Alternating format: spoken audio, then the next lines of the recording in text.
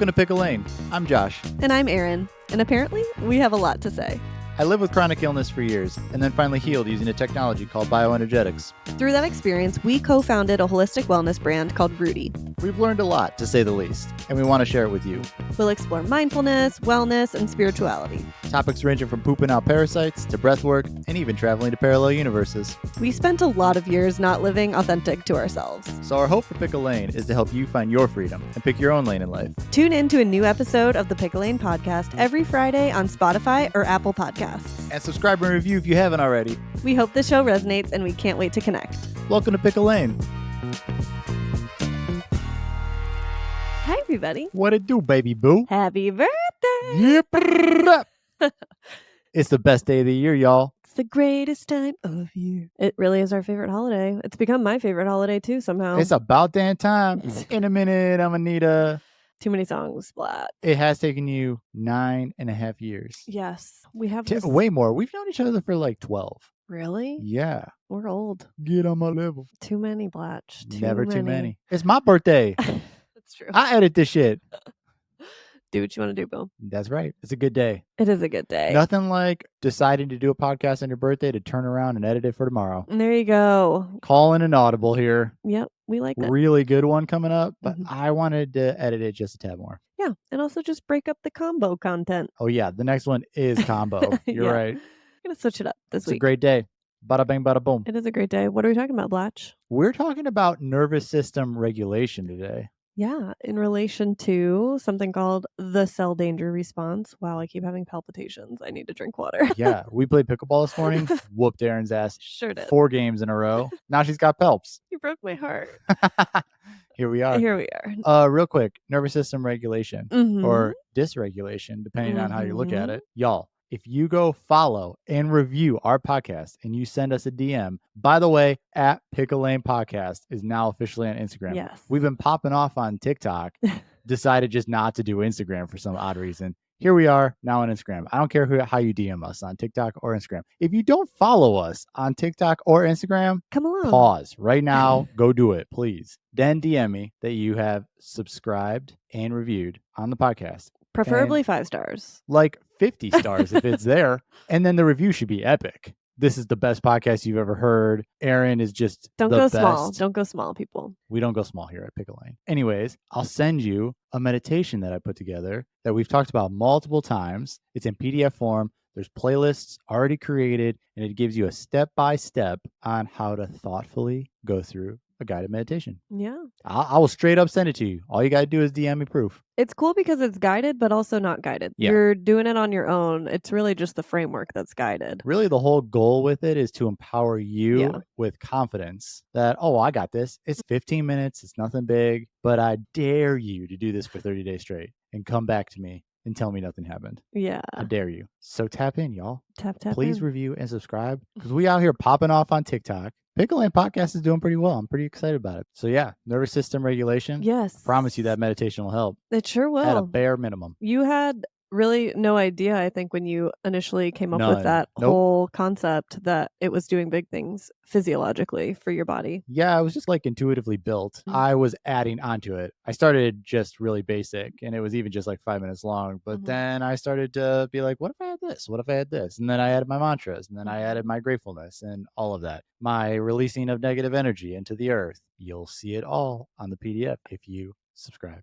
and review. Love it. Yeah, I've been doing your meditation. Really? Not every day, but I would say most days. And that's awesome. It's great. How do you like it? It's lovely. I think the song choices are perfect. DJ Blatch over here. He was a DJ, so better pick a good playlist. Yeah, I'm not going to make a shitty playlist. Yeah, and I just love the freedom of nobody's talking to me the whole time. Yeah. Like I do other apps, Superhuman and Headspace, that are awesome and a great place to start. Sure. But sometimes you just got to like graduate from those. Yeah, this is a gateway drug into your own style of meditation. So you've graduated from the Calm app or Headspace or even Superhuman. Those are all great. But if you're looking for something more authentically you, like what your inner knowing is, this is a great place to start to then hopefully skyrocket you to the next phase of meditation. Get on it. Get on it. Get that mind right is what the playlist is called. Get that mind right.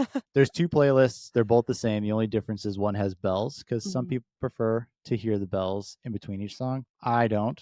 but they're there for the taking. There you go. So slide in. You can also email me or Aaron at both of our names, Josh at picklelanepodcast.com or Aaron at picklelanepodcast.com with proof, and I'll send it to you that way too. There you go. I don't care. I'm going to send this PDF.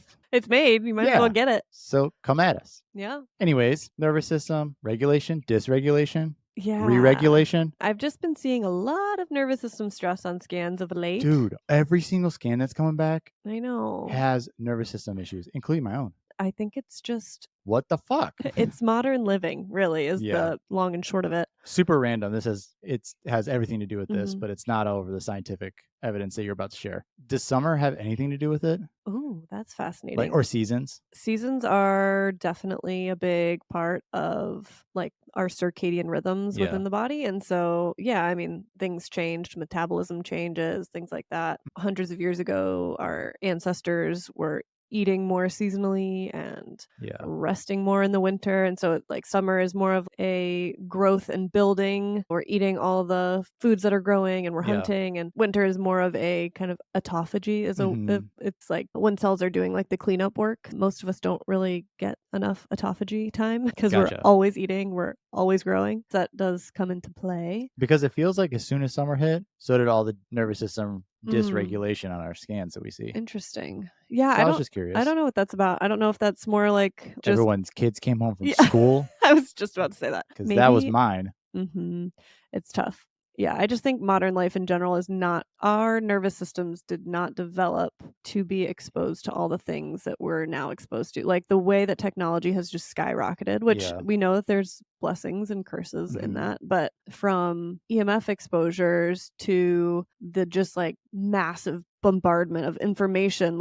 I know what's happening in remote cities in the Middle East. Nebraska. Why would I know that, normally? Right. And so we're just overwhelmed, I think, a lot of the time by too much information, too much stimuli. So I think summers also bring pesticides. Yeah. Which I just now Mosquito clicked. chemicals being sprayed everywhere. There's a lot of chemicals that are sprayed in places that you want to be outdoors in the summer. Yeah. So that may have something to do with it. Just toxin load goes up. Yeah, maybe. Chlorinated pools, all the things, but kind of hard to say because there's going to be those environmental things, just different ones in different seasons. So it's wild though, because it skyrocketed for so many or plummeted depending on how you look at it, because we were getting scans in and that wasn't the common denominator in most of them. But now it is. I mean, it certainly was never uncommon for me to see nervous system stress. I think it's just modern living. So talk to me about that cell danger response. Yeah, I think it's a very helpful framework for people to understand at a biochemical level, like at a cellular level, what happens when our body is exposed to or senses a threat, and why sometimes we get a cold and we bounce back just fine, and other times we get sick and it turns into chronic illness. And the cell danger response has a lot to do with that, I think. I also think it ties in a lot with nervous system regulation. We'll talk about why in just a little bit. But the cell danger response is a concept or a model that was discovered by Dr. Navio. I don't know how long ago, but it's recent enough that probably most conventional doctors maybe aren't super familiar with it, but the functional world is pretty familiar at this point. But it's just a really helpful way to understand the stress response at a cellular level. And so there are 3 different stages of the cell danger response, and it happens, or it's initiated anytime the cell, actually more specifically the mitochondria, sense a threat. And so that can be any toxin, pathogen. That can be viruses, chemicals, heavy metals, bacteria, EMFs, things like that. Anything that is overwhelming to the mitochondria to the point that it can no longer maintain homeostasis within the cell or balance within the cell. Yeah. And would you say that when this occurs, inflammation occurs? A lot of different metabolic pathways and things. The immune system has all these different shifts and changes that happen once the mitochondria senses this threat. Yeah. We were watching the Blue Zone documentary that's on Netflix, and one of the doctors was saying had to do with stress and how it was super helpful in our evolution, considering say a tiger is chasing you and it bites you and you still need to get away. The inflammation is going to help that wound help you to ultimately escape. Exactly. That's not helpful now because hopefully we're not getting bit by Bit tigers. tigers. Yeah, and I say that a lot to clients now when we talk through, like, meal hygiene and how it's so important to get our body into that parasympathetic state Yeah. before we eat because, like you were saying, evolutionarily, if we're actively running from a predator, like if a tiger is chasing me, why on earth would my body prioritize digestion? It's not going to. Exactly. Yeah. It's shunting blood to my muscles and it's making my vision and my heart rate sharper and faster, and so Yep. there's just no reason to Right. digest my food. And so the same thing though happens to modern humans when we're sitting there reading a stressful email and trying to digest our lunch, or we're sitting there thinking about that conflict that's brewing between me and my partner or whatever it is. It can be psychological stress, but your body still is going to perceive that as stress or threat. 100%. And so that's why mindfulness and like awareness is so important, especially around, I mean, all times really, but I just think meal hygiene is a helpful place to start because it's 3 times a day. Yeah. Oh, hopefully you're eating 3 times a day. 3 times a day where you can just sit your butt down, feel your butt in the chair, feel the ground supporting you. You can literally say to yourself, I am safe, I am digesting my food. And that is what allows, like that state, the parasympathetic state, is what allows the body to secrete all those digestive enzymes, all those things that actually break down our food, make it absorbable to the body. And without those, we could be eating a perfect meal, quote, perfect meal for us. It could be a beautiful salad full of all these organic things, but our body's not going to reap the benefits if we're eating it in a stressed out state. So what happens to it in that state then? What do you mean? So say I eat a really healthy salad, but I'm super stressed out, Mm, or I'm reading an email that's offensive and I get super stressed and irritated and triggered. yeah. What happens to those nutrients? Absorption is not going to be as good because we Yeah. don't have as much of those digestive juices flowing. Also, we are more prone to like leaky gut when we have that chronic stress. That sympathetic overdrive is another word for it. When we're predominantly in the sympathetic, which is the fight or flight state, the cells that line our intestines, which should be very close together, like very tight junctions. You may remember in like middle school biology, like the microvilli, they are like those finger-like projections. When we're chronically stressed though, those gaps open up and they allow things to seep in, which goes directly to the bloodstream, which then creates inflammation and creates Interesting. So food that's what leaky gut sensitivities. is? Yeah. Oh, Yeah. fascinating. Yes. That's what increased gut permeability is another word for, or another term for leaky gut. But the cause of it is It those can be. cells Oh, yeah, moving away from each other and then Yes. shit's Yep. getting passed on? Oh, Exactly. interesting. Yeah. I didn't know that. There's actually a really interesting study. I think it was actually out of OSU. I need to look it up. It was, I Go think it's Bucks. Go Bucks, that studied food and the state people were in when they ate it. And I can't remember the specifics now, but it was essentially like you're better off eating a cheeseburger happy than a salad like angry and stressed. Oh, that's fascinating. Yeah, I mean, that's way oversimplifying it, of Yeah, course. yeah. And I wouldn't like go say that to somebody. Also, not that cheeseburgers are inherently unhealthy. I think it's possible to do that anyway. That's a I tangent. hear you. That's so fascinating though. Yes. So that's kind of a tangent. Okay, but back to the cell danger response. So when the mitochondria senses that threat, and that could be, again, Lyme and co-infections, that can be mold, that can be viruses to some extent, things like that. It initiates this cell danger response and it initiates this first stage. So again, there's 3 stages. And in the first stage, there are all these different changes biochemically that are happening within the body that surface level may look bad for the body. For instance, it like way down regulates energy production or metabolism. Yeah. And you don't have to understand the nitty gritty of these things. I don't even, to be quite honest, like it's way over my head. But generally speaking, the body will down regulate or essentially redirect energy or ATP from within the cell to outside of the cell. And that is a sign to the body that like it's like the alarm bells are ringing when ATP moves from inside to outside the cell. Again, in the short term, it's protective because if you think about like when you get a cold or a flu and that malaise, that like really tired feeling, your muscles ache, some of that is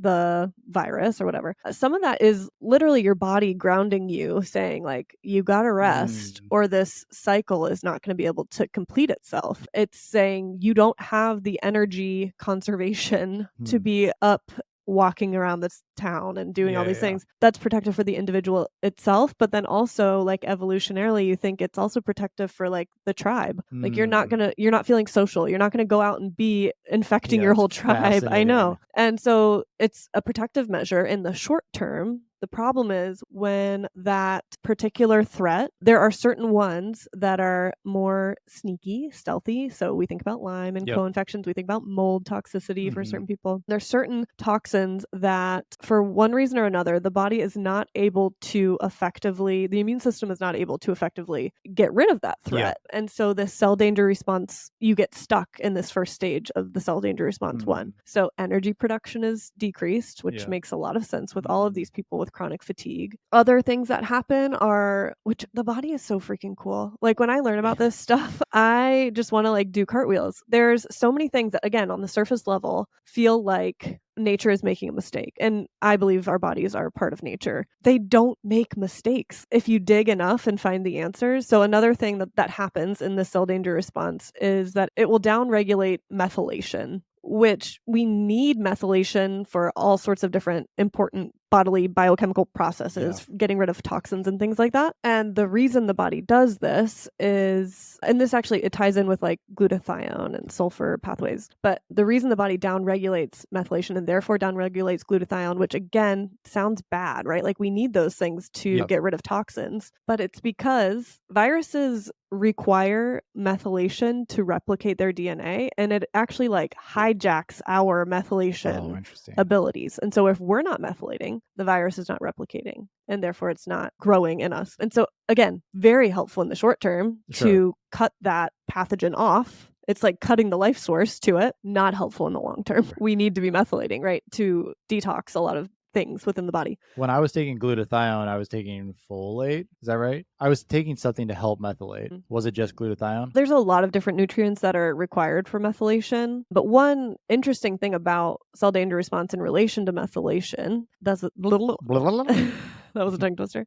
is that oftentimes we'll find that methylation support in the cell danger response phase 1 will make people feel worse. And now, does that make sense why? Because if we're trying to support, it may not do anything, or it may make you feel worse. But that's fascinating. Yeah, but that's just a sign that we are not ready yet for supporting methylation. That's like that's a phase 2 and 3 thing. Gotcha. So when you're in phase 1, what are some major symptoms that you see? And then what are ways to get you out of 1 back into regulation? Yeah. I mean, a lot of this is so bio-individual, which we talk about all the time, but the main thing is we have to remove the threat. We have to make the mitochondria feel safe enough again to switch back over. And another really helpful kind of analogy to think about the cell danger response is when the body senses an oncoming threat, when that homeostasis is altered, that's what kind of signals to the mitochondria. It's also like a drop in voltage is another thing that the mitochondria senses. What happens is almost like in hurricane season, when we know there's a hurricane coming, what do people do to their homes? They board them up. Yes, like windows are boarded up, doors are boarded. So we're like lockdown status, and that's what the cells do, which makes sense because we want like that border, that protective border around the cell so that things aren't coming into the cell, which again, very helpful in the short term, not helpful in the long term because our cells need to be communicating to one another in order to do all their many trillions of jobs. In order for our cells to feel safe enough to remove the hurricane shutters or whatever you want to call them, we've got to remove the threat. And that's why so many people who get stuck in this cycle of conventional medicine go to their provider. I've got crippling fatigue. I've got pain. I've got depression. I've got X, Y, and Z. You had so many symptoms, dizziness and blood, like all of these just cascade of symptoms. And we're told that it's either some sort of a deficiency. So oftentimes it's SSRI or something psychological. We're saying there's no real reason for you to feel this bad. And so we're just going to treat your head. That's a big one. It turns into a mental health issue. Yeah. And of course, it involves mental health. Yeah. But if we're not able to eliminate that threat, whether it is Lyme, whether it is mold or whatever, your cells, your mitochondria are not going to feel safe to lift those barriers back up. And so in phase 1, it can look a lot of different ways depending on the person and the environmental toxins or whatever it is that has caused this cell danger response to initiate. But I think like for Lyme and co-infections, that can look like whatever combination that feels aligned for you of homeopathic, herbals, antibiotics, things to help target Yeah. that stealth infection. For mold, it's binders and things like that. Yeah. Even before we were able to identify the toxins that I had Mhm. and my body was just an SOS, what started to help my re regulation of the nervous system was external practices, Yeah. mindfulness, tapping. Every hour for 10 minutes at the top of the hour, I would lay on the floor listening to synth music with my Mhm. eyes closed, just focusing on my breath. It wasn't even a meditation. It was just like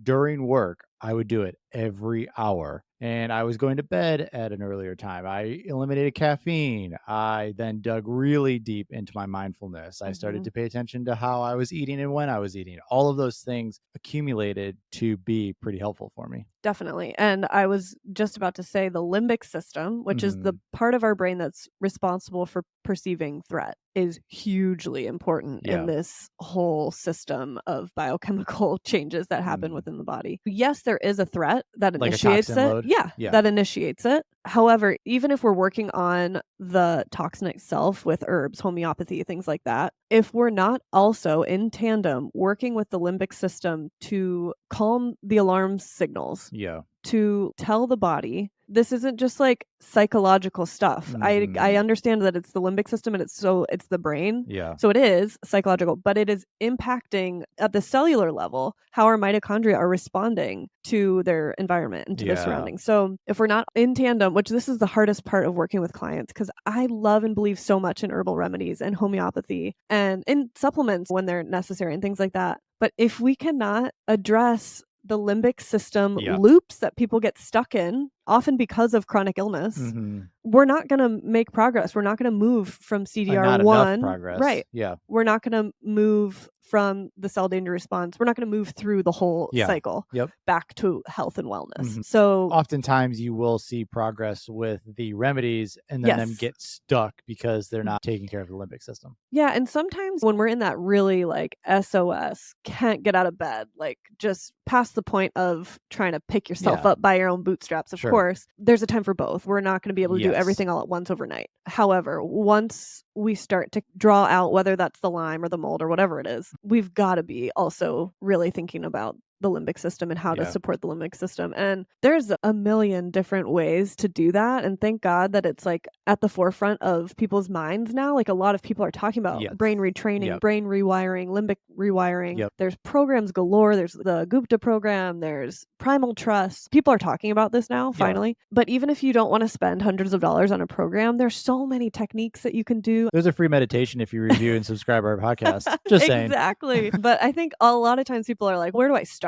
I'm not just going to rewire my brain tomorrow. So, what's something I can do tomorrow to Yeah. start? Anything that fosters feeling safe in your body is Mm. where you start. I Yeah. think vagus nerve is also really important in this topic. The vagus nerve is the nerve that controls the parasympathetic state. So, that hopefully sounds familiar by now, but that's the rest and digest state that we talked about you want to be in before you eat. And Yeah. generally, you want to be in more often than the stress, fight or Uh-huh. flight. But the vagus nerve is what controls that part of the nervous system. So a vagus nerve that has what we call poor tone is going to have a harder time getting in and staying in the rest and digest Yeah. state. So we want to strengthen the tone of the vagus nerve. There's again a million ways to do this from Gargling to humming yes, to singing. yep, you can like take toothpicks and make little dots up and down your neck along the vagus nerve. Like again, just YouTube it. Look Yeah. up whatever works for you. Cold exposure can be great. I would not do that for people who are like in a Chronically ill state, period. yeah. I mean if We haven't seen it work out well for anybody in a chronically ill state. yeah, I think it's better for when you're more so in that like final stage of the cell danger response, which we'll Yeah. get to later. It may be helpful to strengthen the vagus nerve, but that's more so fine tuning things. Mhm. We're not doing that in the SOS. So tell me a little bit about step 2 and 3. Yeah. Okay. If cell danger response one or phase one is the alarm bell phase, it's the shut down, lock the door, nothing's communicating, we're down regulating energy, we're down regulating methylation, all these things that are quite helpful in the short term, not helpful in the long term. Cell danger response phase two is more so this kind of restoring or rebuilding phase. So the threat has been removed. whether that's through herbs, homeopathy, antibiotics, Lifestyle etc. change. Lifestyle change, exactly. Yeah. Phase 2 is more about restoring and rebuilding. So this is when people tend to resonate more with things like nutritional supplements or methylation support. Now we can maybe It's when I manage saw some. it. Yeah. Yeah, So when I got past phase 1 and I was into phase 2, all of a sudden supplements started working. yes, so that's the other thing. Like if you take supplements and you feel worse, there's a lot of reasons that could Yeah. happen, but that is one reason is if you're stuck in cell danger response 1, Mhm. methylation support, even like ATP or mitochondrial support Yeah. can feel really shitty because of all the reasons that we talked about. Yep. There's a reason your body is downregulating those things. And so if we're trying to override the natural intelligence and wisdom of the body too soon, like before the threat is removed, it's just going to make you feel worse. There's also another metabolism change. So in cell danger response 1, metabolism shifts from making more like complex sugars and proteins. I won't get into the nitty-gritty, but again, it's protective because those pathogens will use those complex proteins and sugars. And so instead of creating those, we make more simple fats, proteins, sugars. But in phase 2, metabolism is shifting back to a place where we're able to generate more ATP, which is like the currency of energy in the body. Whereas in phase 1, generally we see a ton of fatigue and just like low energy symptoms. The body does not have the resources to do a lot of the functions that we need. Yeah. Phase 2, we're starting to generate more ATP. It switches from glycolysis, which is like you make a couple coins of ATP, to aerobic metabolism, which you generate a lot more coins. So we have more currency to work with and from an energy perspective, which is helpful. And that's why a lot of the like mitochondrial support, methylation support, things like that are tolerated better when you get to phase 2. But again, you're not going to get there if your hypothalamus, if your limbic system is still sending threat signals. So that's why nervous system and vagus nerve work is just so important. And then phase 3 is really more so like the shutters are lifted and our cells are communicating again, and we're really starting to get back to that state of wellness and health. And so it's a cycle. We cycle through, ideally when we're exposed to like a cold or flu, we go from phase 1 to phase 2 to phase 3 to back to wellness. But if we don't listen to our bodies and rest, or it's a stealth pathogen like Lyme, or it's co-infections, or if we're living in mold and so that threat is never removed because we're always being exposed to it, those are reasons why we could get stuck in that first phase. Yeah, so hopefully that wasn't like too scientific. Got it. Thanks, babe. But I just think so much of this stuff too, like I was listening to this very hot topic podcast right now that is out between, what's his name, Jack Cruz and Dr. Huberman. Dr. Huberman and Rick Rubin. Oh, yeah. It's like a 5-hour-long podcast about... It's 2 parts, but yeah. Yes. Those guys are brilliant. They're so freaking smart. They are. I understand maybe 30% of what they say, but it is so fascinating and interesting to me that at the end of these enormous conversations, I mean, they'll go on for like an hour about one thing. yes, it's all about light and frequency. And anyway, at the end of these like insane conversations, the takeaway message is always like what the shamans and the ancient people have been telling us forever, that like we're light beings, we're energy beings. Yep. And same thing with this stuff. It's all intuitive. We know when we need rest, right? Like our bodies scream it to us. And how often we think that nature is making mistakes and try to override the system. And then we wonder why we end up sick and exhausted. So it's just funny to me where so often... Obviously, that's not saying that all chronic illness is like that. Like there's external factors or predispositions genetically that could cause you to have more of an uphill battle in this equation. But taking this into consideration is always going to be helpful. Totally. But more so, I'm saying it's so funny how often it comes back to an intuitive sort of like intuition. If we lived as our ancestors lived, if we got sunlight instead of like all the artificial light that we're surrounded by all the time, if we ate whole foods from the earth, if we lived predominantly in that vasovagal state where we're calm and we're social and we're in community with our tribe, like all of these things, we've just lost it all in the modern age. We live literally looking at blue screens all the time, being inundated with stress messages about how our world is in an awful place and how humanity is ruining the planet and like all Sure. these things. It's too much for our nervous systems to cope with. I don't know. I just feel like after listening to that podcast and just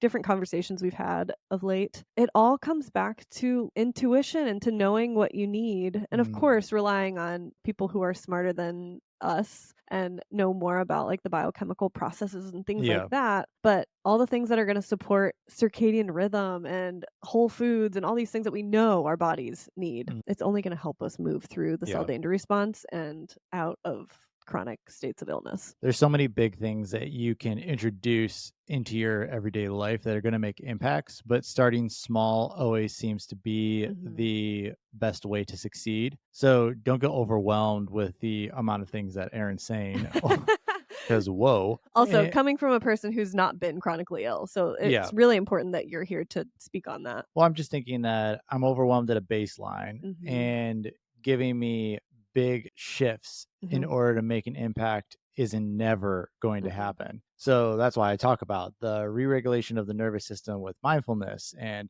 breathing and even the music that you're listening to. Or I stopped watching scary movies or intense movies. Or I Mhm. was even watching the freaking US Open the other day while we were eating dinner, and I was so stressed out because of the game, and I was like, holy shit, I need to like breathe for a second before I continue eating because I'm stressed over this game. It's just being aware of those things over time. It's a snowball effect and you Mhm. will see the impacts, but start small so you can succeed and then move on to the bigger things when you're ready. Don't start with the big things, then get pissed off when it either one doesn't work or two you fail, because one of the two is often inevitable. Yeah, I mean, it really is. You hear that saying, start slow to go fast. And that really is, I Mm. think, the way to do it, especially if you're in a true chronically ill, overwhelmed state. Yeah. There's Um, never one answer to the equation either. Like, that's probably the biggest thing in the wellness space on TikTok mm, is like, if you have anxiety and insomnia and nerve pain, I have what'll fix it. yeah. And it's like, well, it may have helped you, Mhm. but from a bio individual perspective, it may not help me. And so you have to give yourself grace to try things. And Mhm. the only way to try many is to try them that are small. Yeah, and we say this all the time that healing is a habit, and the way that habits work is they stack. Like that's Yeah, a that's pretty exactly it. common phrase now, habit stacking. I think after that book, The Atomic Habits or whatever, Gotcha. was really popular a couple years ago. But you think about what is something that you can realistically incorporate in your day, whether that's like a brief like morning and evening healing routine, or maybe it's literally just I need to get my butt in bed at 9:30 p.m. and that's just not negotiable. I'm not going to change anything else about my life. Or it's I'm going to walk for 15 minutes a day or whatever. But what happens then is so if you are getting your butt in bed at 9:30 p.m. every night, you may not be like full of vital life force all of a sudden. Like obviously we know that if you're dealing with these things that we've been talking about in the cell danger response, your energy may not skyrocket, but Sure. you're going to feel some. You'll notice a difference. Exactly, and so that may give you the energy to walk for 15 minutes a day, Mhm. which will be helpful because you're moving your body, and then that may give These are you. basic Yes. examples, y'all. This Oh, isn't yeah. like taking into consideration anything, Of but course. it's giving examples that the snowball effect can occur Mhm. when you start small. So what are some, and I have ideas too, but what are some very entry level habits that may be helpful for somebody who's like in cell danger response 1? Hands down, I tell people to just pause. Just be still for a second. You don't even have to be meditating. Mhm. Just like with your eyes open, observe what's in front of you. There's this mindfulness approach where you hold your hand out in front of you fully extended and you just observe your hand. Then after so long, you observe everything around your hand without taking your focus off of your hand. Okay. So it's blurred peripherals. Mhm. Essentially, what it's doing is just bringing you into the now. So go sit outside and just observe a tree and see what type of birds fly into it or Yeah. straight into it. Just like, Angry Bird style. yeah.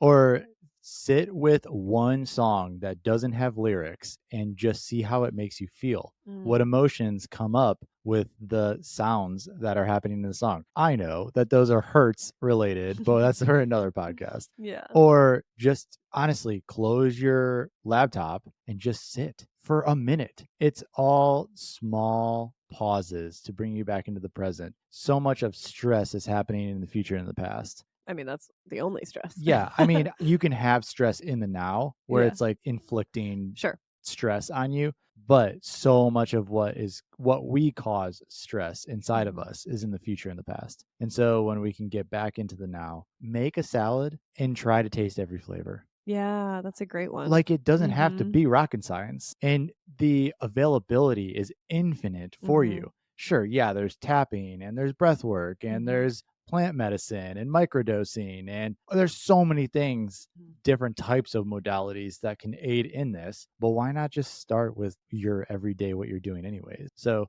before I open up emails in the morning, Mhm. I just take a minute because I know as soon as I open up that email, There's no turning back. no, and it's just like spitfiring problems at me. I have full control over whether I choose those emails to trigger me or not and cause stress. A lot of times it's other people's stress being poured onto you. And so you can't take that on for your own. That's unfair to yourself. Just take a second, breathe. It's going to be helpful. I promise. Yeah, I think all of those are super helpful. I don't think until you can feel safe enough to be in the present, anything else is going to have as big of an impact. Yeah. Like you're saying, diet changes or lifestyle changes or anything like that, those are good. Yeah. And sure, will they help? Yeah, but not until you feel safe in the now will those have long lasting impacts. 100%. At least Yeah. that's my opinion. No, I agree. I think that while it's important to be actively removing the threat, Yeah. because we know that that cell danger response phase 1 is not going to close and complete and transition to phase Hmm. 2 without removing the threat. So that's like the physical piece that we're working on, but even more so than like diet and exercise Yeah. and whatever, working on sensing safety and Yeah. fostering safety within the body is always at least where I recommend people start. Yeah. And so many of us don't feel safe within ourselves. So pausing in the now is that first step to Mhm. finding safety within yourself. It's your first step of loving yourself. It's the Mhm. first step of being curious enough to see what that inner knowing is. It happens pretty fast. Yeah. How integrated you will become with yourself by just pausing throughout the day. Yeah, a couple other techniques to look into if you're looking for like, okay, I just need exercise to do. Not saying physical exercise. I'm saying like a Practice. nervous system. Yeah, a practice. I love it's called havening is Mhm. a really good one to incorporate. Just try doing that for literally 5 minutes before bed every night for Mhm. 30 days and see what happens. You can Google it, but it's a way of using kind of self-touch to soothe the body. And so you're almost like petting your arms, kind of. Yeah. You're like stroking from the top down to your fingertips. And you can also go like from your head to your shoulders. Anyway, it actually causes the brain to go into what's called delta waves, which is like a very calming, it's what your brain actually is in when you're in a deep sleep. And so, why that's important is because it's priming the brain to rewire those kind of limiting loops that the limbic system gets stuck in, Mm. which is I'm in danger or Yeah. I can't heal or whatever the limiting belief is. We all have them. So that is a perfect time for truly 5 minutes is a great place to start. Do the havening technique and then repeating some positive beliefs. So I am healing. My body is healing. I am safe. You wanna know a really great meditation that can help you with that? The one I created. Shameless plug number 4. Yeah. Yes. So that's a really good one. Legs up a wall. I love recommending that because it's so freaking easy. You That sounds literally like a board game. it does. Yeah. You literally just lay on the floor and put your legs up a wall. Bonus points if you can have like binaural beats going in your ears or something like that. But that's a great calming, regulating to the nervous system position. Obviously, if you think about like in nature, like a person leaning their legs up a tree or something feels pretty safe. That's not a under Yeah. threat position. So there's other reasons why it is good for the nervous system and also the lymphatic system. But yeah, truly pick from the vast number of Just Google it. just Google it. Jeez, oh man. Ask chat. That's ChatGPT will Yeah. heal you. Yeah, but there really is no excuse to start because there's just so many options out there. Yeah. And yeah, start small. The tools is easy. It's easy to identify what's gonna work well for you with a quick Google. It's Mhm. being aware Mhm. that this dysregulation exists Yeah. is how you start. Yeah. I mean, I've worked with literal psychologists who have Lyme, and they were like, "I don't think I need brain retraining. Like, I'm a Mm. psychologist." And then they did it. And the next consult I had with them, they were like, "Okay, wow, I needed that." I Yeah. had no idea. Yeah. But chronic illness in itself is Big traumatizing. time. So even if the trauma didn't land you there, it's Yeah. there now. Mhm. And so I just think it's so important. Wow. Did y'all Okay. get that? Talk nerdy to me. You done did that today.